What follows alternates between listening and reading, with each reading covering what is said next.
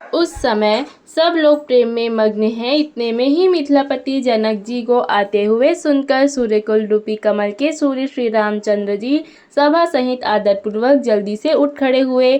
भाई, मंत्री, गुरु और पुरवासियों को साथ लेकर श्री रघुनाथ जी आगे अर्थात जनक जी की अगुवाई में चले। जनक जी ने ज्यों ही पर्वत श्रेष्ठ कामदनाथ को देखा त्यों ही प्रणाम करके उन्होंने रथ छोड़ दिया, पैदल चलना शुरू कर दिया।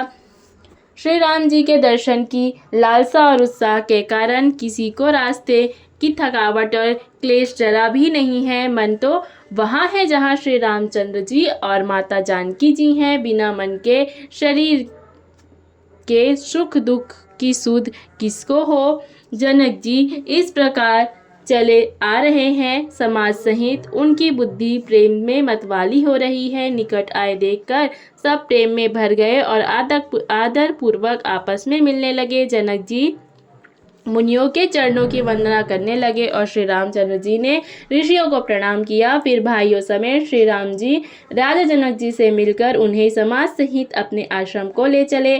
श्री राम जी का आश्रम शांत रस रूपी पवित्र जल से परिपूर्ण समुद्र है। जनक जी की सेना जैसे करुण रस की नदी है, जिसे श्री रघुनाथ जी उस आश्रम रूपी शांत रस के समुद्र में मिलाने के लिए जा रहे हैं। यह करुणा की नदी इतनी बढ़ी हुई है कि ज्ञान वैराग्य रूपी किनारों को डुबोती जाती है। शोक भरे वचन, नद और नाले हैं जो इस नदी में मिलते हैं और सोच की लंबी सांसें ही वायु के झकोरों में उड़ने वाली तरंगे हैं जो धैर्य रूपी किनारे के उत्तम वृक्षों को तोड़ रही हैं। भयानक विषाद ही उस नदी की तेज धारा है। भय और भ्रम ही उसके असंख्य भंवर है और चक्र हैं। विद्वान मल्लाह है, विद्या ही बड़ी नाव है, परंतु वे उसे खे नहीं सकते, उस विद्या का उपयोग नहीं कर सकते। किसी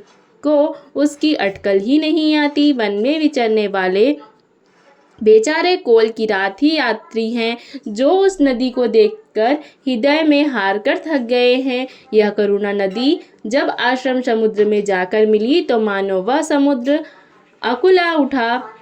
दोनों राज समाज शोक से व्याकुल हो गए। किसी को न ज्ञान रहा, न धीरज और न लाज ही।